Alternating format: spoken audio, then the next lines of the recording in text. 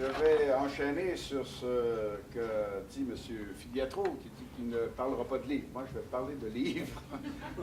Un que j'ai pondu, et je dois vous dire un peu les derrières de ce livre. Ça a été un livre provoqué par le mouvement laïque québécois, qui en 2004 a commis l'impair de me désigner comme récipiendaire du prix Condorcet de philosophie politique.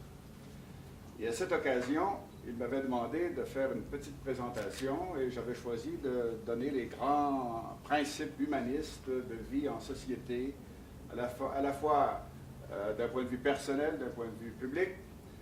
Et après cette présentation, je me suis dit, ben, j'ai mes 10 titres de chapitres, il s'agit de les remplir, et c'est comme ça que le livre est apparu. Il n'y a pas d'endroit au monde où j'aimerais mieux me trouver ce soir qu'avec un groupe de sceptiques qu'en ce vendredi 13.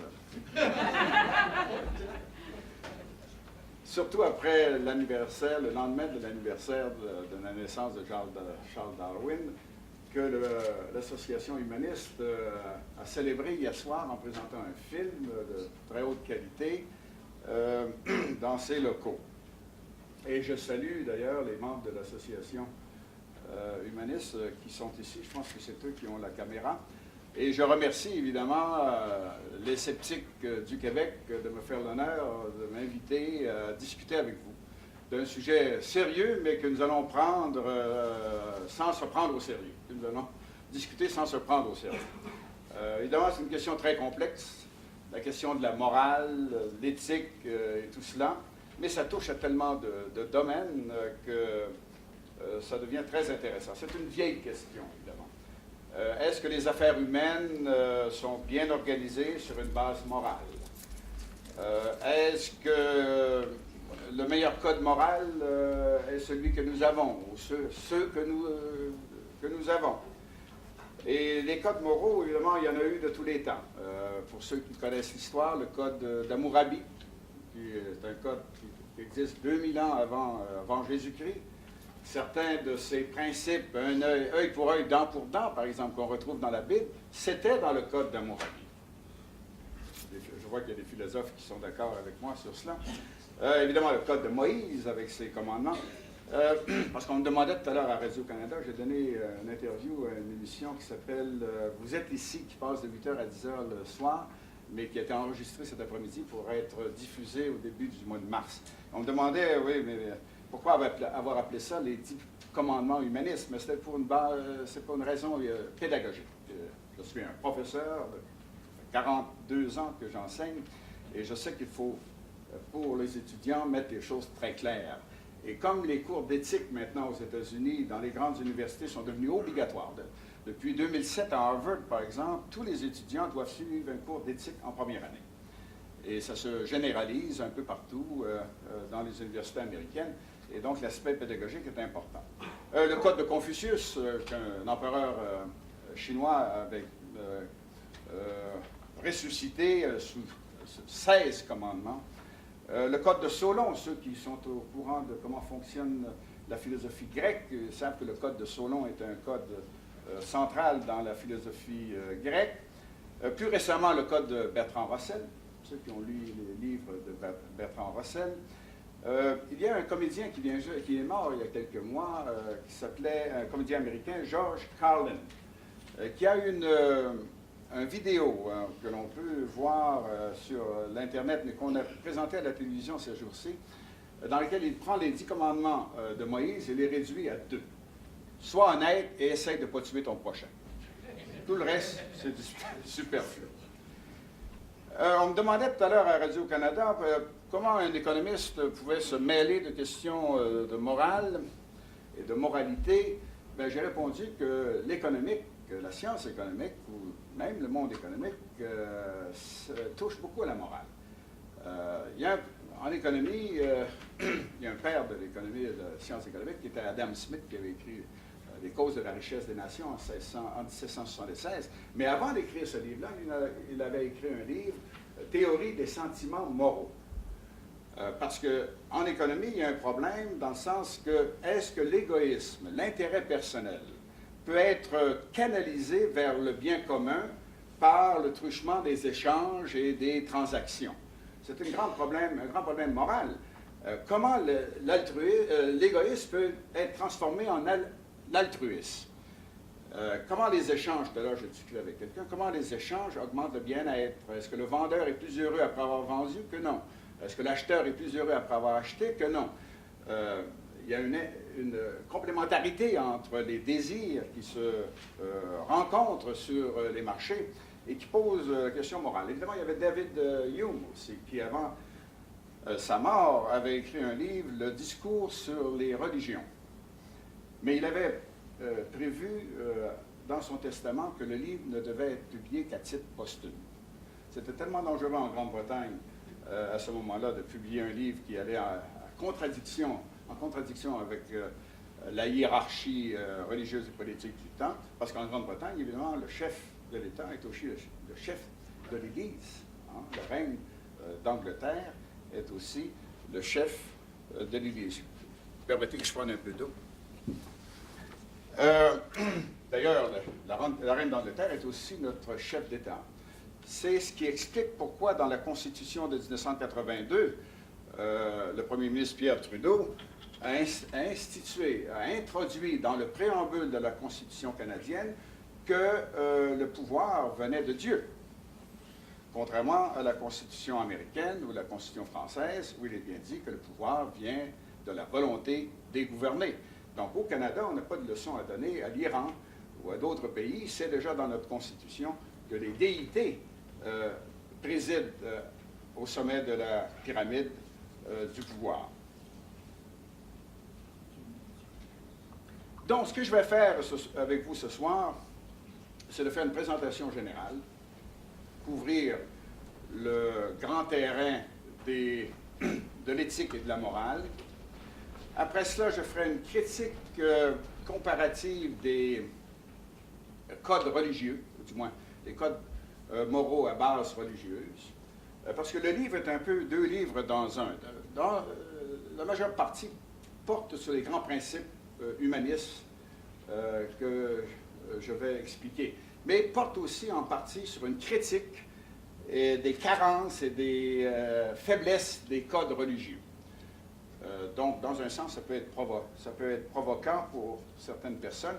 Mais comme je le dis à plusieurs endroits, je ne mets pas en doute la sincérité des gens qui sont des croyants et qui croient trouver dans les religions un réconfort spirituel qui répond à leur angoisse face à la mort et tout cela. Ma critique des religions, surtout des religions établies, c'est lorsqu'elles veulent expliquer des phénomènes qui s'expliquent par la science et non pas par les croyances, et qui veulent prendre le contrôle, avoir la domination du domaine public et domination de l'espace public. Donc, je pars d'une constatation générale pour aller vers le plus particulier. C'est que je pars de la constatation que l'humanité, présentement, avec ses institutions qui sont de plus en plus complexes, tant au plan économique, social, culturel et autres, se retrouve dans un cul-de-sac moral présentement. Ce cul-de-sac n'est pas récent. On vient de traverser au 20e siècle le siècle le plus meurtrier de l'histoire humaine, qui montre le vide moral qui est ambiant, et que cette humanité a un grand besoin d'un code moral qui soit universel, qui soit planétaire, et non pas sectaire, qui soit un complément à la mondialisation là, qui nous envahit, que ce soit la mondialisation géographique, évidemment, puisque les frontières des transports ont été réduites, mondialisation culturelle, mondialisation technologique, mondialisation économique. Tout comme il n'y a pas de science ethnique ou nationale, il n'y a pas de science ou physique, chimie chinoise, il n'y a pas de chimie japonaise, chimie européenne. Mais dans le domaine de la moralité, c'est sectaire. On a des peuples élus, on a des moralités qui s'appliquent à certains groupes, mais pas à l'extérieur du groupe, etc. Bien, là, on arrive à un hiatus. D'un point de vue scientifique, on a progressé, on a des connaissances scientifiques qui sont universelles, mais dans le domaine de l'éthique, dans le domaine de la morale, on n'a pas ce genre d'approche universelle. On est encore dans les vieux schèmes dont on a hérité depuis des millénaires, dans le fond, hein, depuis des millénaires. Une définition pour commencer, là, l'éthique, parce que quelqu'un peut le demander, ce sont les règles de conduite, de comportement qu'on juge acceptables dans une société civilisée. La morale ou la moralité, c'est la mise en application de ces règles. Donc, lorsqu'on utilise ces mots de façon non discriminatoire, bien, il faut en venir à cela. En économie, on a une science des choix.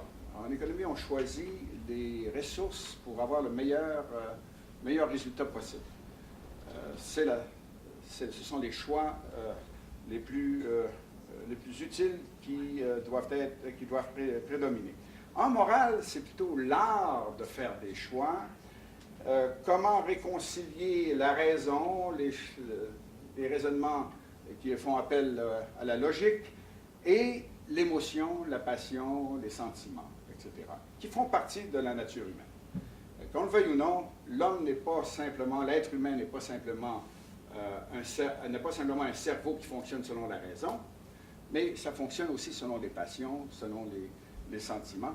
Et les religions se rattachent surtout au côté émotionnel de l'être humain plutôt que du côté de la raison. Mais ce n'est pas une raison quand même pour nier la force des passions dans la vie des individus. Donc, je pars de 4-5 constatations. Comment les problèmes moraux sont importants et comment, je pense, nous sommes dans une période de régression morale présentement. J'ai mentionné ici au tableau le fait, je lis mal d'ici, et peut-être ceux qui ont derrière la colonne ont un peu de difficulté aussi, la question de l'avancement technologique par rapport à l'avancement moral. On a des armes nucléaires. On a beaucoup de technologies, mais les progrès moraux n'ont pas évolué depuis plusieurs siècles. La preuve, c'est qu'on a utilisé l'arme nucléaire sur des villes de citoyens innocents à Nagasaki et à Hiroshima, et on l'a justifié. On trouve toujours des justifications. Même aujourd'hui, on bombarde des villes dans certaines parties du monde. On a la technologie qui est de plus en plus... On a au nord de Las Vegas, par exemple, une base militaire qui fonctionne uniquement par ordinateur, où on envoie des drones au-dessus de la frontière du Pakistan et de l'Afghanistan, où on bombarde des attroupements que l'on trouve, qu'on identifie le GPS, le Global Positioning System, avec la conséquence qu'il y a toutes sortes d'accidents. Il y a des mariages, par exemple, des attroupements de mariage, vous avez 60 personnes qui sont tuées, mais on pensait que c'était des ennemis, etc., entre guillemets, c'était un mariage. Mais c'était un jeune de 22 ans à Las Vegas qui a déclenché le drone et qui a fait en sorte qu'on a lancé des bombes sur ces populations. La question de la mondialisation, économique aussi, mais culturelle, etc. Comment les bénéfices de cette mondialisation sont-ils répartis entre les gagnants et les perdants? Il n'y a pas d'organisme, de mécanisme international qui permette de compenser les perdants, avec la conséquence qu'on a un flottement là, présentement dans le monde. On ne sait pas si on doit avancer ou reculer face à la mondialisation. La spéculation débridée et la déréglementation. La crise financière actuelle qui nous touche, parce qu'elle nous vient surtout des États-Unis, dépend d'un manque de moralité au niveau du monde des affaires et du monde politique. La corruption qui s'est établie au cours des 8-10 dernières années, ça a commencé sous l'administration Clinton, mais ça s'est empiré considérablement sous l'administration de George W. Bush, qui était le paradoxe par excellence. C'était une personne avec une grande médiocrité intellectuelle, mais qui se prétendait religieux, qui donnait des cours de Bible à la Maison-Blanche le samedi, mais qui en même temps ne pouvait pas ouvrir la bouche sans faire de mensonges, sans mentir, et qui n'hésitait pas à déclarer des guerres d'agression des guerres qui sont illégales selon la Charte des Nations Unies. On pensait qu'on avait aboli les guerres en 1945 avec la Charte des Nations Unies, mais on voit qu'on est revenu à la période d'avant 1945. Je mentionne le problème de surpopulation. J'aurais pu mentionner les maladies incurables comme le sida, etc., qui souvent ne sont pas réglées parce qu'on a des schèmes moraux qui les empêchent. Le pape défend aux couples en Afrique d'utiliser des moyens de contraception pour contrecarrer soit la surpopulation, soit la dissémination de certaines maladies contagieuses, pas contagieuses, mais du moins qui peuvent être transmises par des rapports comme le sida. Bien là, vous avez un blocage idéologique, qui est un blocage moral, qui empêche une solution bien concrète, c'est-à-dire une surpopulation et des maladies transmissibles. J'ai reçu aujourd'hui un sondage de Gallup dans 62 pays dans le monde, où on montre le sentiment religieux selon les pays. Et le continent où le sentiment religieux est le plus élevé, je vous le donne en mille. Non, l'Afrique. Les États-Unis sont très élevés, mais l'Afrique, c'est 97% des gens qui croient que Dieu dirige leur vie, etc. C'est le continent où il y a le plus de pauvreté et le continent où il n'y a plus de surpopulation. Il faut dire que l'Afrique a été colonisée 2 fois, par les musulmans arabes, après ça par les chrétiens 3 fois, la 3e fois, c'est laquelle? Oui? Par les Romains. Par les Romains. Les Romains, ils sont allés fort dans l'Afrique noire, non? L'Afrique du Nord a été construite par les Romains. Oui, l'Afrique du Nord, oui. Mais pas l'Afrique noire. Hein. Mais on en discutera tout à l'heure. Donc ça, c'est la première constatation. Qu'il y a beaucoup de problèmes dans le monde qui sont de nature mondiale, mais qui sont bloqués lorsque vient le temps des solutions par des schèmes moraux anciens. J'en ai mis un certain nombre, mais on peut en énumérer un plus grand nombre. J'en viens maintenant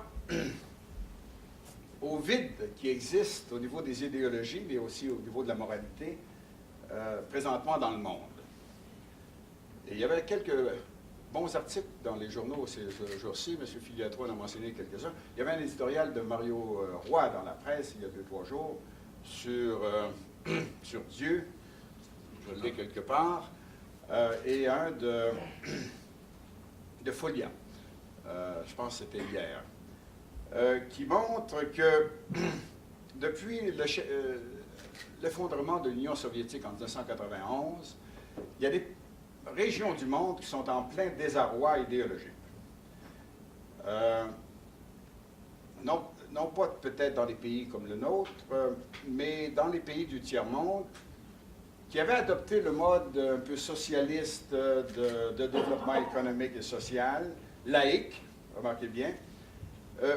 Ces pays ou ces gouvernements ont été un peu discrédités par l'échec face à des problèmes de surpopulation, de chômage et de pauvreté dans ces pays. Donc, la chute en 1991 de l'Union soviétique, et en cela, je rejoins l'auteur Samuel Huntington, qui est mort au mois de décembre, avant Noël, et qui avait écrit le livre que vous connaissez, Le choc des civilisations. Moi, je ne parle pas tellement de choc des civilisations, je pense que civilisation est un terme trop flou, c'est le choc des idéologies, la façon de voir le monde. Et cette façon de voir le monde, à mon avis, peut être résumée en 3 modèles présentement. Et ces 3 modèles rencontrent des gros problèmes.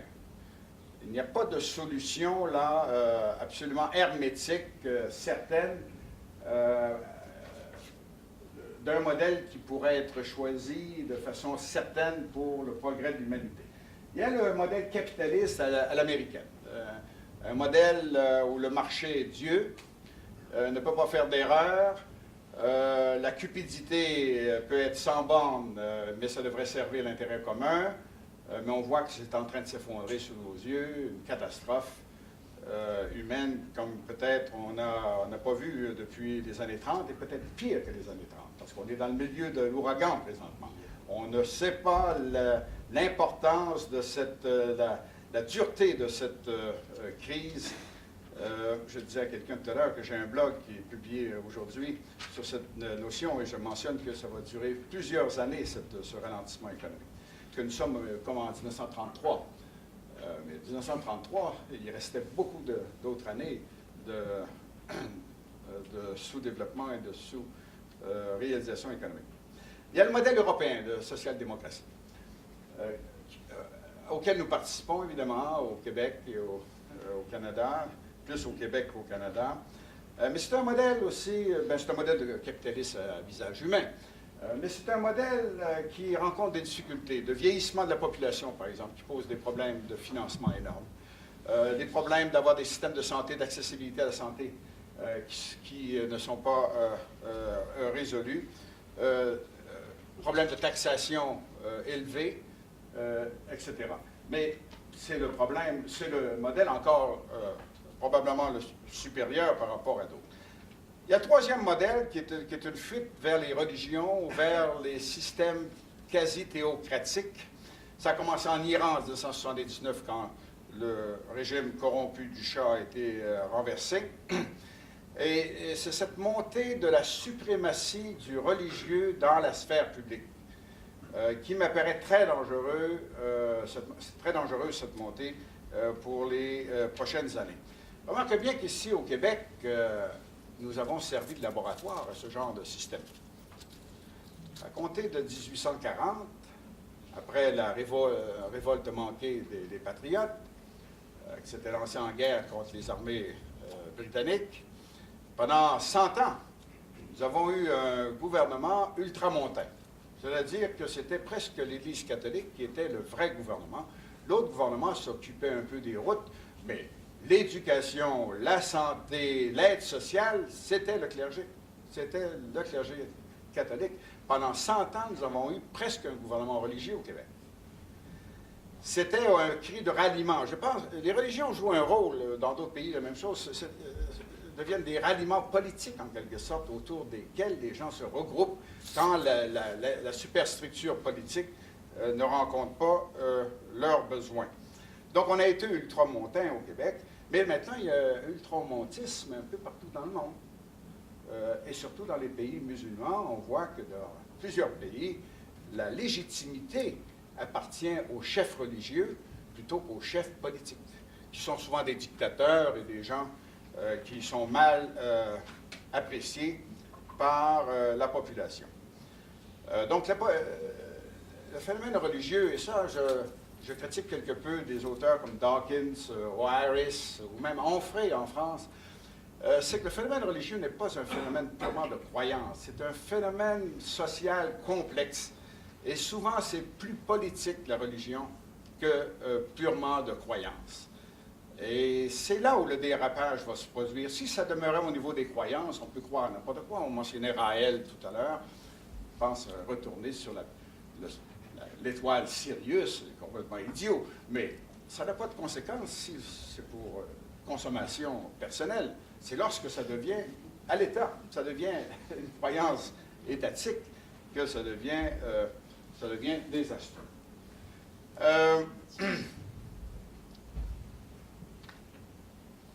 Donc, je passe rapidement à ce que je fais dans le livre concernant la critique des codes moraux qui nous viennent des grandes religions.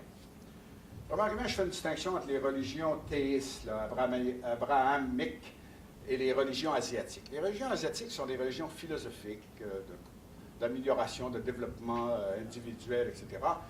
Bouddha n'était pas un dieu. Confucius n'était pas un dieu. C'est des religions philosophiques. Elles ont leur côté faible aussi, tout le côté de la réincarnation et tout cela, mais elles sont moins prosélytistes et moins agressives et moins violentes que les religions théistes. Les religions théistes, historiquement, ont été très violentes. Vous n'avez que lire le livre de Deutéronome de la Bible. qui fait partie de la Bible catholique, chrétienne, mais de la Bible aussi judaïque, où on dit, ben, allez chez la ville voisine, détruisez tout, tuez tout ce que vous rencontrez, gardez les vignes, ça vous appartient, le Seigneur vous le donne, etc. Puis après ça, on dit, ne volez pas, ne tuez pas. Ben oui, mais c'est voilà. Il y a une certaine contradiction. Donc, j'identifie 5 grandes lacunes ou carences ou faiblesses des codes moraux à base religieuse. La première, j'en ai fait allusion, la question de moralité de groupe. C'est une moralité sectaire. Entre nous, on ne se tue pas, on ne se ment pas, on ne convoite pas la femme du voisin. Mais les voisins, les autres peuples, on peut prendre leurs femmes, en faire nos esclaves, on peut les tuer, évidemment. Et de toute façon, ils vont aller en enfer. Je vais parler de l'enfer tout à l'heure. Ils sont déjà perdus. Ce n'est pas donc trop grave de les tuer. Donc, cette moralité de groupe est dépassée maintenant qu'on sait qu'on est tous sur le même vaisseau spatial. J'ai insisté pour qu'on mette sur la page couverture cette photo de la NASA qui montre la planète bleue. On flotte dans les airs, dans l'espace, et on est comme des fourmis sur un billot qui descend la rivière, et on ne peut plus avoir de cette moralité de groupe. On ne peut plus avoir cette idée de peuple élu, puis d'autres peuples non élus, moins élus, quasi élus.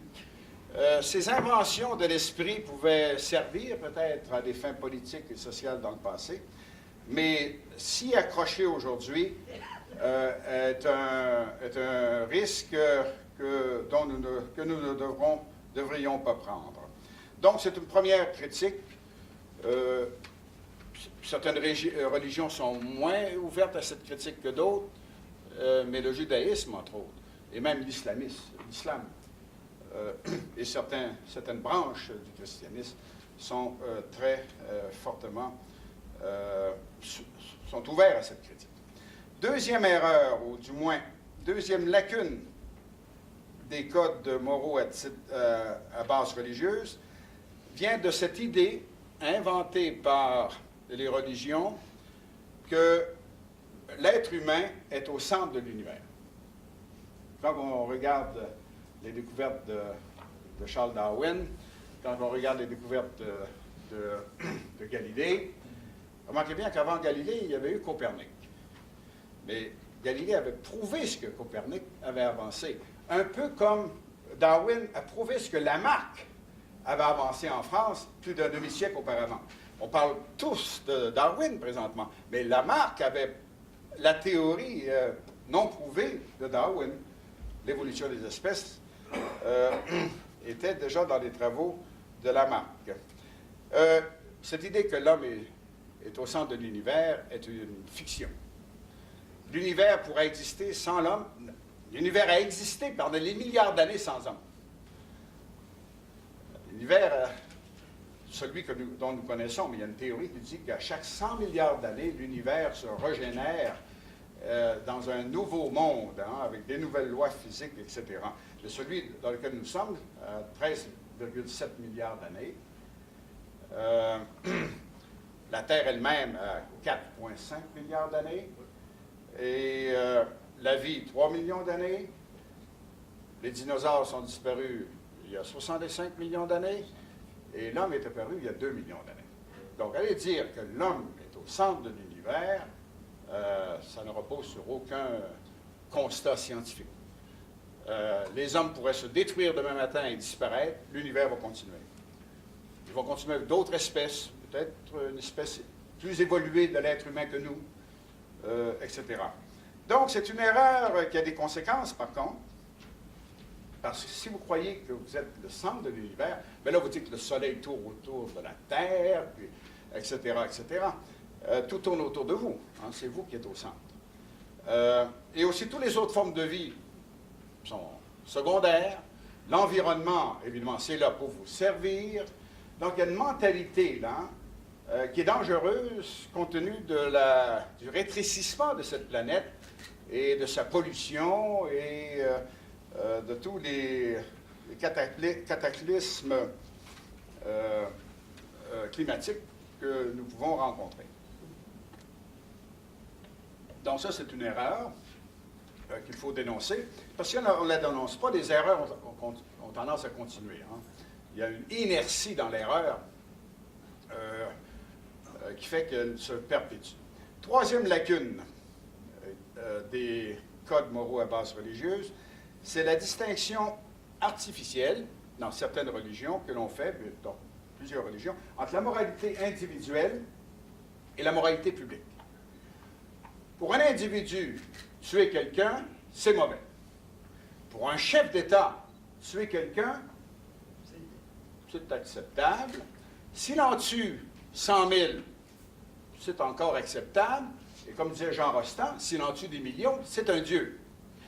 On lui donne le prix, on lui donne des médailles, etc. Il a tué 100 millions de personnes. Même le président Truman, Harry Truman, qui a tué 150 000 personnes à Hiroshima et à Nagasaki, on lui donne des médailles encore. Mais un individu, on le pend, ou on le fusille. D'où vient cette erreur? Cette erreur vient de l'histoire du christianisme, si je prends uniquement cette religion.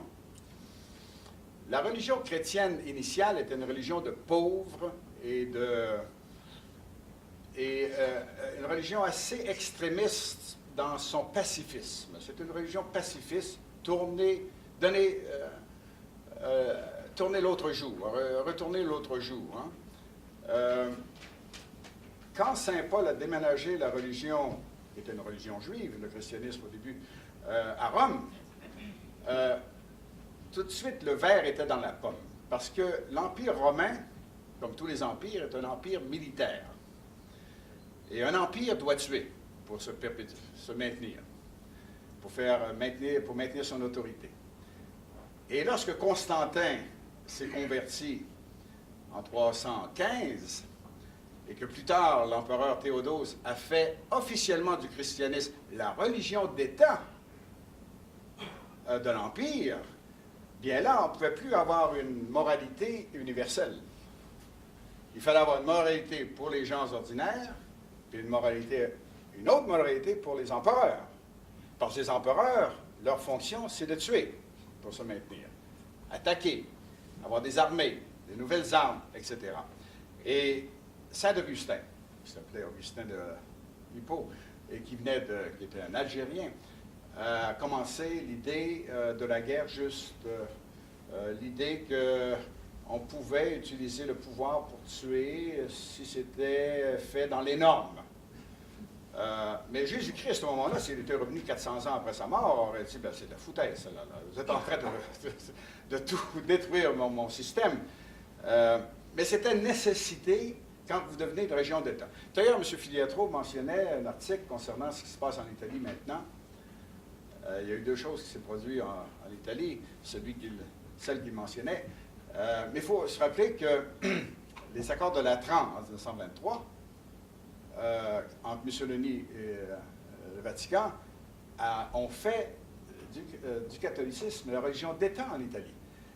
L'Italie, comme la Grande-Bretagne, a une religion d'État, qu'on n'a pas en France, évidemment, et qu'on n'a pas ici au Québec.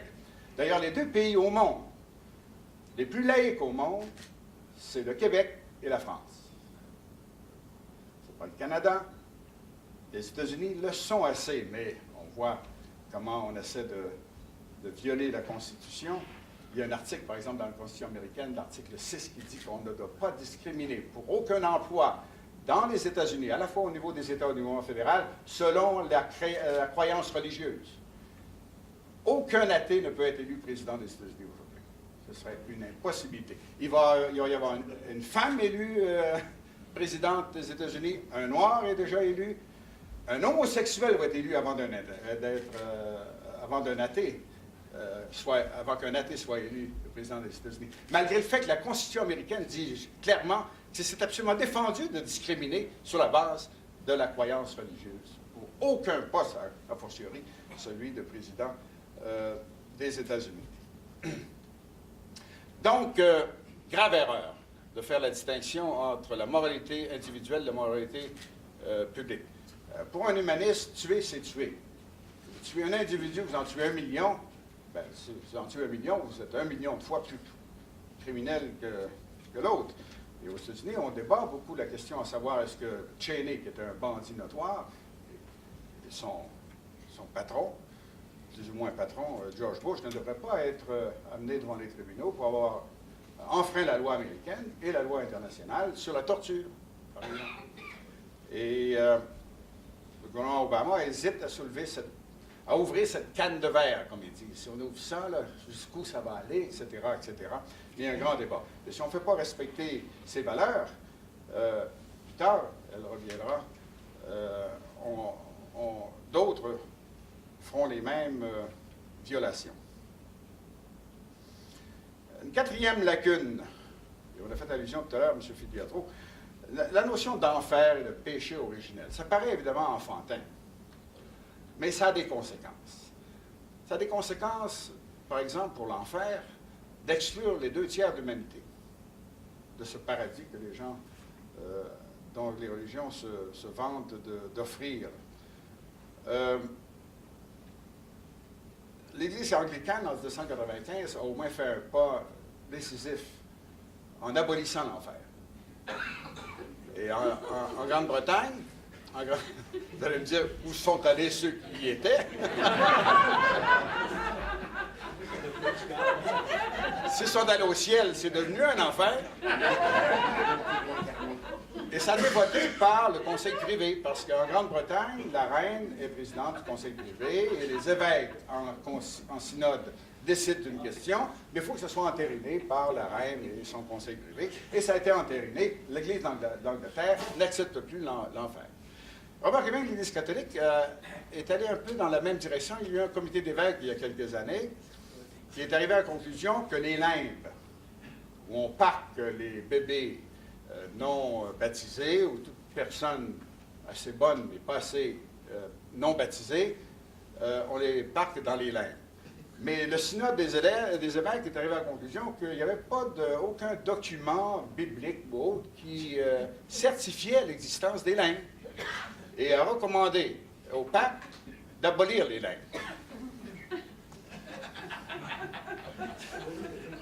Sans savoir combien il y avait de gens parqués aux limbes.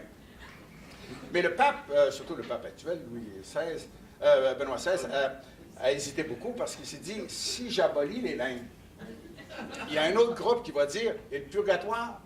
Il n'y a pas plus de preuves qu'il y a un purgatoire, qu'il y a des limbes. Et là, où est-ce qu'on va parquer tous ceux qui sont au purgatoire? Parce que pendant des siècles, l'Église a vendu des indulgences à tous ceux qui voulaient éviter, écourter leur passage au purgatoire, etc. Il y en a qui ont payé et qui sont encore là. Et la loi de protection des consommateurs peut s'appliquer. De sorte que, en abolissant les purgatoires, là, vous êtes presque forcé d'abolir l'enfer, parce que ces gens-là ne méritent pas d'aller en enfer. Ils ont payé pour ne pas y aller. Pourquoi ils y Et si vous en êtes si vous allez aussi loin que vous abolissez l'enfer, comme c'est le cas en Grande-Bretagne, bien là, vous vous retrouvez avec tout le monde au paradis, et là, vous avez l'enfer sur Terre qui est transféré au paradis. Et donc, tout le système s'effondre.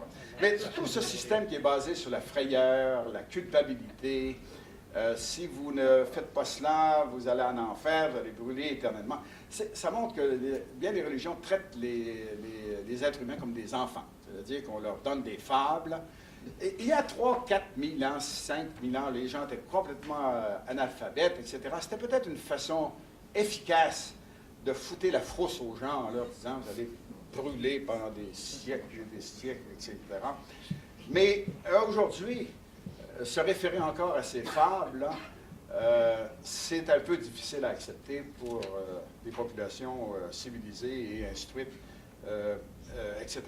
Mais ça a des conséquences, par contre. Ça veut dire que ceux qui sont pas qui s'en vont en enfer de toute façon, les mécréants, ceux qui ont péché ou qui ne sont pas fait pardonner leur péché originel, bien là, on peut les tuer présentement, parce que de toute façon, ils s'en vont en enfer aussi. On leur rend un service en les tuant tout de suite. Ça crée l'exclusion aussi. Il y a nous, les élus, les bons, etc., qui méritons ce plaisir éternel, etc. Les islamistes disent qu'ils vont avoir 72 vierges. Mais les femmes islamiques, est-ce qu'ils ont 72 jeunes garçons? Ou, pas encore précisé. Mais les autres, évidemment, sont laissés pour compte. Et ça peut être une explication des persécutions dans l'histoire humaine. Parce que persécuter les gens de d'autres religions, ça, c'était normal. Les faire brûler au bûcher, même ici à Boston, hein, on a brûlé des sorcières. C'était des sorcières. Tirer la bonne aventure. D'ailleurs, dans le Coran, c'est bien dit, tirer la bonne aventure, ça, c'est la mort. La mort. D'ailleurs, on dit dans le Coran aussi, si vous rencontrez un sceptique, tuez-le tout de suite. Parce que dans ma recherche, évidemment, je me suis bien renseigné avant de venir ici ce soir. Si quelqu'un décidait de faire sauter l'affaire, être sceptique dans certains pays, c'est très dangereux. C'est très dangereux. Heureusement, nous avons encore des constitutions qui défendent la liberté de conscience, hein, qui est une des principales libertés, que nient la plupart des religions, de facto. On peut tolérer dans la liberté de conscience, mais on ne l'approuve certainement pas. Et les libres penseurs comme vous et moi, dans bien des sociétés, c'est mal. Cinquième lacune des codes religieux, que je me fais un devoir de critiquer, parce que pour montrer comment les autres valeurs humanistes sont supérieures, c'est bon de voir comment les autres m'apparaissent à moi étant inférieurs. Une grave erreur qu'au moins la science a dissipée. Cette distinction, cette coupure entre le corps humain et l'esprit, qui nous vient des religions aussi. Vous avez le corps humain, puis vous avez l'âme ou l'esprit. Pendant des siècles, on croyait que c'était le cœur qui était le centre nerveux de l'être humain. Le cerveau devait être une sorte, on pensait que c'était une sorte de radiateur qui refroidissait le sang, un peu comme un poumon. Mais il n'y a que 400 ans, il y a 400 ans qu'on a découvert que c'est le cerveau qui était le centre nerveux de l'organisme, et que d'ailleurs le cerveau a une surface qui est 10 fois plus grande que la surface du crâne, parce que tout est recroquevillé dans le cerveau, et que c'est l'organisme qui consomme le plus d'énergie. C'est l'organisme qui consomme le plus d'énergie, c'est comme un ordinateur, le cerveau humain. Et dès que vous enlevez la switch, l'ordinateur devient noir. Et quand les gens meurent, il n'y a pas un petit oiseau qui s'en va dans les airs, un petit esprit humain qui s'en va se percher quelque part. Donc la science a déjà établi que cette séparation était artificielle. Mais ça a des conséquences, cette séparation-là. Ce mépris pour le corps humain que les religions ont, cette peur du sexe, par exemple, cette mentalité, tout ce qui est humain, corps est mauvais, mais l'esprit qui flotte est très... Ça vient de cette idée. Donc, des mauvaises croyances, des lubies, ça a des conséquences. Ça a des conséquences. Ça conduit à des gestes, ça conduit à des actions. Donc, devant ce constat d'échec, je pense que les codes moraux, en général, il y a une partie dans les codes moraux, mais ces grandes lacunes, c'est quand même des grosses choses, ça, ce n'est pas des petites choses, conduisent à un échec des codes moraux, du moins pour l'avenir. Et je les compare avec les grands principes humanistes. Les grands principes humanistes, évidemment, nous viennent de très loin. Ça a commencé avec Socrate, Platon, Aristote, Spinoza, Kant, Montaigne, même aujourd'hui, les grands philosophes, j'ai mentionné Onfray tout à l'heure, ces grands principes, Voltaire aussi, ont besoin d'être réexprimés, réexpliqués, rediscutés, et voir s'ils ne sont pas supérieurs à ce que nous avons depuis quelques milliers d'années. Ça revient à cela.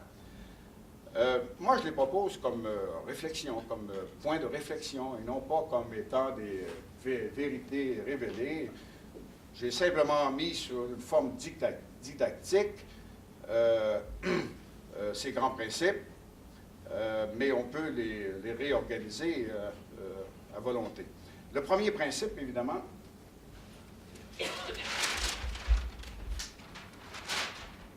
c'est la question de la dignité et d'égalité des êtres humains, de tous les êtres humains, dignité inhérente à la nature humaine. Ça paraît très simple de dire ça, mais pendant des siècles, on a eu l'esclavage. savez, l'esclavage, il y a des gens qui naissent esclaves, il y a des gens qui naissent maîtres. Non, il n'y a pas d'égalité de dignité. Encore aujourd'hui, il y en a qui disent que les hommes sont supérieurs aux femmes. Les femmes, ça reste à la maison. En Afghanistan, on brûle les écoles pour les filles. Les filles ne doivent rien apprendre. C'est elles qui doivent enseigner, par contre, aux enfants. Éduquer les enfants, mais elles doivent être ignorantes. Ignorance plus ignorance égale ignorance. Désastre, hein? Désastre pour ces pays-là. Désastre de pauvreté, d'ignorance et de superstition. Je m'en viens sur cela, là, sur votre terrain. Donc, il n'y a pas de race inférieure. Il n'y a pas de peuple élu. Enlevons-nous ça de la tête.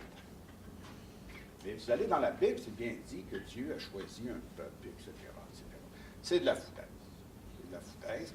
Et les églises, et surtout le christianisme, au 1er siècle, il y avait eu un synode pour enlever l'Ancien Testament de la Bible chrétienne. Savez-vous qu'est-ce qu'ils ont fait, ce qui a fait éviter qu'on enlève? C'est qu'il fallait garder la Genèse. Il fallait garder l'explication du créationnisme. Si on jetait tout ça à terre, on gardait seulement le Nouveau Testament, alors on avait toute la fable de la création qui disparaissait. Donc, parce qu'on a voulu garder la Genèse, qui est un des 5 principaux livres qu'on retrouve dans la Torah, bien, on a gardé le bon et le mauvais, l'idée du peuple élu et de pareilles lubies. Demandez-vous pourquoi le conflit israélo-palestinien n'est pas résolu après 60 ans? On se réfère encore au Deutéronome. Dieu nous a donné ces terres-là. Qu'est-ce qu'ils font sur nos terres? L'autre, le Palestinien, dit, ben non, c'est Allah qui nous a donné ces terres-là. Les guerres entre les dieux, comment c'est difficile? Deuxième, le respect pour la vie, qui est la première propriété qu'un être humain a. Et la première et la dernière. Vous avez beau être riche, avoir tout dans la vie, mais c'est la vie qui est le plus important. Dès que vous perdez la vie, vous perdez tout.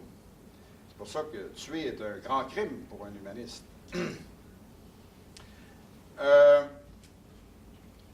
Évidemment, la question de la propriété, évidemment, on parle de propriété bien acquise, qu'on a gagnée, qu'on a travaillé. Évidemment, les vols, les bandits, comme on a dans le monde de la finance présentement, aux États-Unis en particulier, ce sont des propriétés mal acquises. Mais le système économique repose sur les échanges. Donc, les échanges, on ne peut échanger que ce qu'on possède.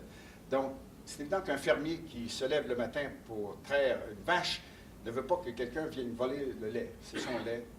Il a le droit de le vendre et d'avoir compensation en contrepartie. La valeur de tolérance. Mon propos est très simple. Tolérance maximale pour les individus, tolérance minimale pour les systèmes totalitaires. On a eu une commission, la commission Bélanger-Taylor, l'an passé. Je pense qu'il a confondu un peu les deux.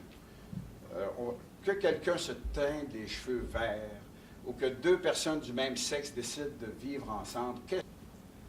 Par contre, si quelqu'un veut établir la charia ici, qui est en contradiction avec la charte des qu'on retrouve dans tous les systèmes moraux, qui que ce soit. Mon éditeur les a enlevés, j'avais mis en footnote une vingtaine de codes moraux où on reproduisait la règle d'or. Mais comme il ne voulait pas que le livre ait plus de 300 pages, il m'a demandé de l'enlever. La règle d'or, évidemment, c'est une règle que les humanistes peuvent accepter, évidemment. Mais je pense que comme humaniste, on rajoute aussi la règle d'empathie, qui n'est pas une règle évidente. Hein? La règle d'empathie dit qu'il faut se placer dans la position de l'autre et agir comme si on était l'autre. Donc, évidemment, si vous êtes l'autre et que vous êtes un villageois dans un village, vous n'aimeriez pas avoir une bombe en pleine nuit qui vous tombe sur la tête. Hein? Mais vous, si vous êtes aux États-Unis, vous êtes à Las Vegas, vous ne voulez pas avoir une bombe qui s'en vienne de chez vous non plus.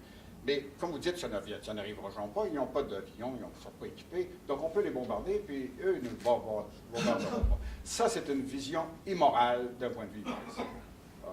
Il faut mettre les deux ensemble et on obtient la règle humaniste suprême, règle d'or et règle d'empathie. Et je défie quiconque, dans le monde religieux entre autres, d'arriver avec une règle qui soit plus humaine que la règle humaniste qui lie ces deux principes. Il y avait le grand philosophe américain qui est mort en 2002, John Rawls, pour les philosophes, là, ils le connaissent bien. Il y avait une théorie de la justice qui reposait sur la règle d'empathie, dans le sens que il faut supposer à la naissance qu'on est tous derrière un voile et on ne sait pas quel va être notre sort futur. On peut être intelligent, mais on peut être malade, avoir des défauts cérébraux.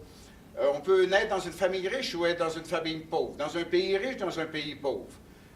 Et Rawls se disait, qu'est-ce que vous aimeriez que le plus mal pris des gens dans la société reçoivent comme filet de sécurité si vous ne savez pas que vous ne seriez pas cette personne? Là, c'est de l'empathie. C'est-à-dire qu'il faut faire en sorte que tout ce que l'on fait contribue à élever le niveau des plus mal pris dans la société. Donc, Rawls, c'est un humaniste. D'ailleurs, comme les fondateurs des États-Unis, ceux qui ont écrit la Constitution américaine, Thomas Jefferson, John Adams, c'était des humanistes. C'est des gens qui avaient la séparation entre l'Église et l'État, qui croyaient que le pouvoir venait non pas des dieux, mais de la volonté des gouvernés. C'est tous des principes qui sont là, mais qui sont niés présentement par beaucoup de politiciens américains. La valeur du... Je ne veux pas prendre trop de temps. La valeur du partage. Je fais une distinction entre, évidemment, la charité privée et la charité publique. La charité privée, c'est très bon, et c'est à encourager. Mais toutes les études montrent que c'est insuffisant pour rencontrer les besoins, et que ça prend une charité publique. Moi, je vais un peu plus loin que ça, c'est qu'au niveau international, et je rejoins un peu les problèmes de mondialisation, ça nous prendrait un mécanisme de répartition de la charité un peu plus gros que ce que nous avons avec l'aide que les pays font. Ils promettent, le Canada a déjà promis 1% du PIB, mais ils en donnent maintenant 3 dixièmes du PIB. Je propose un organisme de solidarité internationale qui s'appellerait Unisson, dans ce chapitre 4, financé à raison d'1/4% de taxes à la consommation partout dans le monde, de tous les pays qui font partie des Nations Unies. Si vous ne voulez pas participer, vous ne faites pas partie des Nations Unies. Remarquez bien qu'il y a certains pays qui ne devraient pas faire partie des Nations Unies et qui le font, et qui font partie, et qui violent la charte. Je ne veux pas entrer dans un débat un peu parallèle, mais c'est une question qui pourrait être débattue. Cinquième principe, et les gens qui sont là-bas, je m'excuse, qui a des répercussions morales d'un point de vue humaniste, la question de la non-domination. Bon, la question de non-domination, c'est un concept très vaste. On peut dominer par le mensonge. On a vu George Bush qui a dominé les États-Unis en leur disant toutes sortes de conneries pour aller en guerre. Il devrait avoir une loi pour mettre en prison les menteurs qui vous amènent en guerre. Si on va dans un tribunal et si on fait un faux testament, un faux témoignage, ils nous mettent en prison. Mais vous avez un gars qui déclare une guerre, tue des centaines de milliers de personnes, il ne va pas en prison. Mais il y a la domination par le pouvoir spirituel aussi. L'exploitation de l'ignorance ou de la crédulité des gens. Ça recoupe un peu ce que je dois dire au 6e, là. Évidemment, domination du pouvoir économique, les monopoles, les grandes organisations irresponsables. Ça revient toujours à la responsabilisation des personnes en autorité. On ne doit pas dominer. Évidemment, c'est peut-être une utopie, là, mais comme principe, on peut s'y référer. Finalement, un principe qui vous est cher, sans doute, vous les sceptiques, non-superstition. La question de la non-superstition, évidemment, on ne peut pas être absolument... J'avais demandé à M. Dubé de mettre ça jeudi, parce que j'ai une conférence à faire aux États-Unis lundi. Il a dit, nous, c'est sacré le 13. Et surtout vendredi 13. Moi, je suis né un vendredi 13, remarquez bien que ça me fout, hein, absolument de rien. La question des superstitions, évidemment, il y a toutes sortes de superstitions. Vous avez un pays comme l'Inde, qui est un pays superstitieux, mur à mur. Ceux qui sont allés aux Indes savent que On choisit la date de mariage, la date d'achat d'une maison, c'est la numérologie, etc., etc. Si ça demeure au niveau à ce niveau purement personnel, c'est pas si grave. Mais si ça devient là une source de connaissances et qu'on dit que les pères superstitions nous renseignent, etc., bien là, c'est l'astrologie plutôt que l'astronomie. Et c'est un recul. Les excès des marchés religieux. Je le vois aux États-Unis. Moi, quand je suis aux États-Unis, ces prêcheurs. Je me rappelle, il y avait un prêcheur un soir, et mon épouse est ici, corroborer ce que je viens de dire. Il fait un sermon en disant qu'il ne faut pas donner de l'argent à toutes ces autres églises, etc. Et il termine son sermon en disant, vous, madame, là, si vous n'envoyez pas un chèque de 1000 $ ce soir, le diable va vous chatouiller les orteils toute la nuit. Et puis il regardait la caméra, là, puis il ne voyait pas la contradiction avec tout ce qu'il avait dit auparavant. Et il y a des gens qui envoient des chèques de 1000 $. En cas, comme disait Descartes, que ce soit vrai et que je me fasse chatouiller les orteils toute la nuit. L'environnement. La valeur de conserver l'environnement, l'air, toutes les ressources, le sol, etc. Évidemment, dans ce chapitre, je reviens sur toute la théorie de Darwin, sur d'où vient l'être humain, toutes les connaissances maintenant que nous avons dans le cosmos et tout cela. Et notre environnement, comme je le disais au début, c'est notre planète, c'est la seule que nous connaissons. Et comme disait la demoiselle tout à l'heure, avant qu'on aille peupler d'autres galaxies, il va se passer beaucoup d'années et de millions d'années. D'ailleurs, entre parenthèses, notre galaxie, c'est la Voie lactée. L'autre, notre sœur, l'autre galaxie, c'est Andromède, qu'on peut voir parfois le soir à 10 h le soir. Et on doit se rencontrer, nos deux trous noirs doivent se fusionner entre 5 ou 6 milliards d'années. Et si on est encore vivant à ce moment-là, c'est la fin du monde, c'est certain. L'Armageddon, dont on prévoit aux États-Unis, va être arrivé.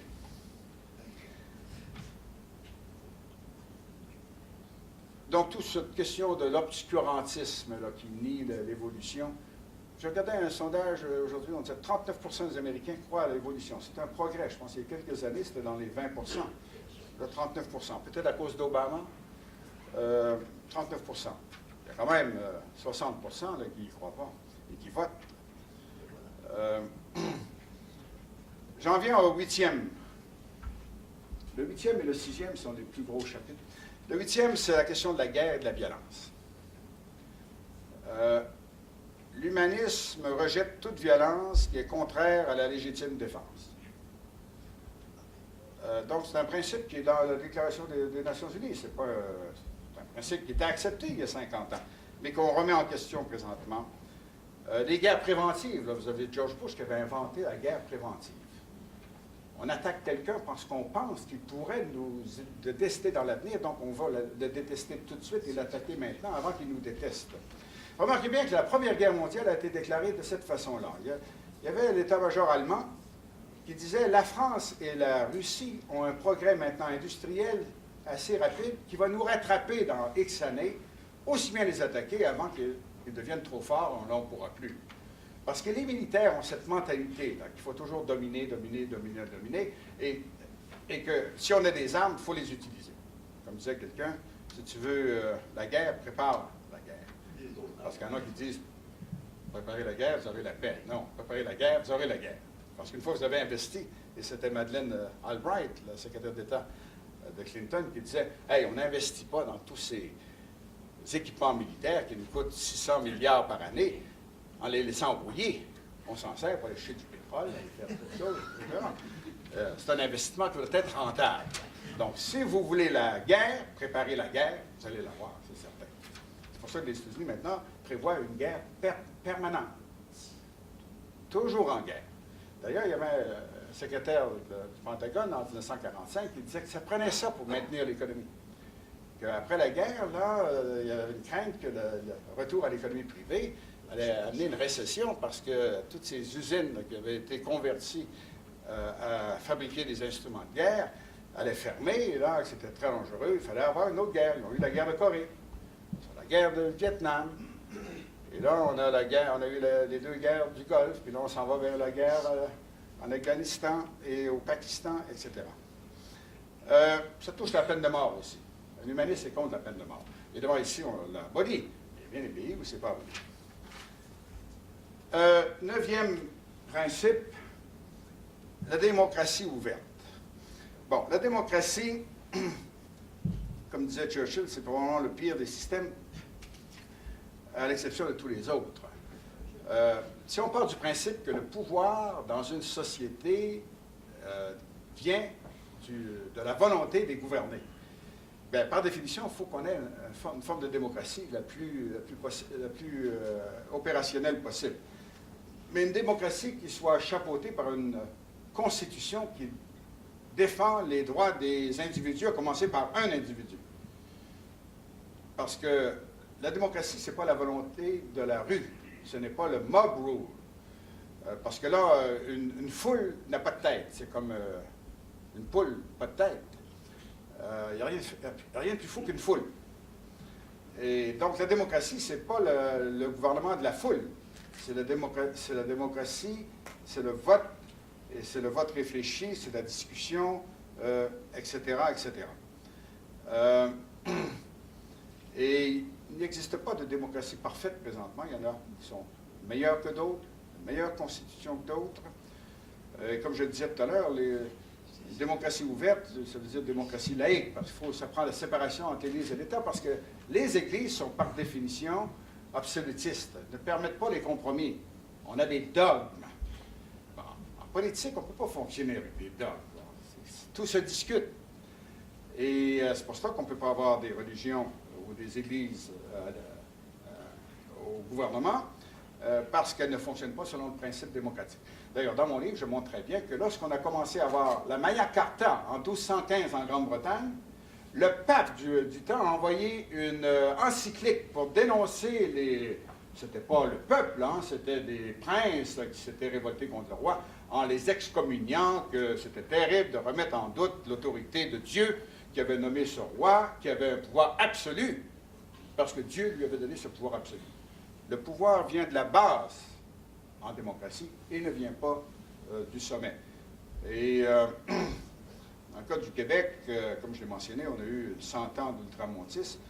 En 1964, un ministre important, Paul Gérard-Lajoie, a créé le ministère de l'Éducation en 1964. Ce qu'on ignore, c'est qu'en 1876, on avait aboli le ministère de l'Instruction publique. Et on a... Oui, parce que le clergé exigeait que tout ce qui était d'éducation, de santé et d'assistance sociale relève des églises et non pas du gouvernement. Donc, ce qu'a fait Paul Gérard-Lajoie avec Jean Lesage en 1964, ça a été de rétablir ce qui avait été aboli en 1876. C'est très peu connu, ça. Et c'est bon de réfléchir à cela, sur l'évolution de notre société, surtout avec le cours qu'on a dans nos écoles, qui a été critiqué, que vous avez vous-même critiqué, concernant l'éthique et les cultures religieuses. Est-ce qu'on peut revenir à un système qui ferait rentrer les églises dans les écoles par la porte d'arrière? Dernier principe, le principe de l'éducation. On disait tout à l'heure, c'était M. Filiatro, je pense qu'il citait les Raéliens, je pense qu'il disait que la liberté venait de la vérité. Les scientologues, ah oui, j'étais à Québec la semaine passée, Monseigneur Ouellette avait fait cette déclaration. J'aurais souhaité que Monseigneur Ouellette mette mon livre à l'index, mais ils ne le font plus maintenant. Ça serait bon pour la publicité. C'est que la vraie liberté pour l'être humain qui vient, on ne vient pas tabula rasa dans le sens qu'on a toutes sortes d'instincts, etc., mais on n'a pas de connaissances beaucoup quand on est jeune. C'est pour ça qu'on essaie d'inculquer à des enfants toutes sortes de fabulations sur la création et tout cela, à l'esprit, étant jeune. Mais c'est les connaissances, les vraies connaissances scientifiques là, dont on a besoin au niveau de l'école. Et l'éducation, c'est le début de la liberté et de la prospérité aussi. J'ai mentionné qu'en Afrique, c'était le continent où le sentiment religieux fabuliste là, était le plus prévalent, le plus pauvre, le plus désespéré. C'est un continent. J'ai été conseiller en Afrique. J'ai même créé une banque en Afrique. Mais c'est un pays, évidemment, ils ont souffert énormément du colonialisme, l'impérialisme, etc. Mais ils ont des maux qui se sont imposés à eux-mêmes. Maintenant, il y a certaines églises africaines qui reviennent maintenant aux États-Unis parce qu'elles sont plus extrémistes que d'autres églises qui se sont un peu amoindries aux États-Unis, surtout en ce qui concerne le mariage des gays, etc. En Afrique, on a des positions religieuses hermétiques. Il faut lapider les mariages gays, etc., etc. Donc, le cerveau humain demeure notre première ressource naturelle. Le cerveau de nos jeunes, c'est ce qui est le plus sacré dans une société. Si on veut avoir une société libre et prospère, il faut développer le cerveau des jeunes. Aucun jeune ne devrait se voir refuser, quel que soit le niveau d'éducation qu'il peut atteindre, pour des raisons financières. Ça devrait être un principe admis, mis dans une constitution, qu'aucun enfant ne doit être privé de l'éducation pour des raisons financières, comme on a le principe qu'on ne doit pas priver l'être humain de services de santé pour des raisons financières. Ça, c'est de l'humanisme. Et là, si vous croyez un capitalisme sauvage, chacun pour soi, la loi de la jungle, bien là, aux États-Unis, 50 millions de gens qui n'ont pas d'assurance santé, et qui, quand vous perdez votre emploi aux États-Unis, vous perdez votre assurance de compagnie en plus. Donc, c'est double désastre, parce que vous pouvez avoir 40 ans, avoir une femme, 3 enfants, vous pensez assurer pour la santé, mais quand vous perdez votre emploi, vous êtes laissé à vous-même, là, vous perdez votre maison, perdez, après ça, le divorce et tout ça. Autrement dit, un système mal foutu, hein, c'est socialement mal foutu. Donc, ma grande conclusion, celle du livre aussi, c'est que l'humanité a besoin de revenir à des principes de base qui sont de nature humaniste. Et on doit garder dans les religions ce qui peut, au niveau personnel, encore servir, mais se débarrasser de toutes ces erreurs, ces fabulations, ces mythes qui nous paralysent et qui nous empêchent de progresser. Et je vous remercie.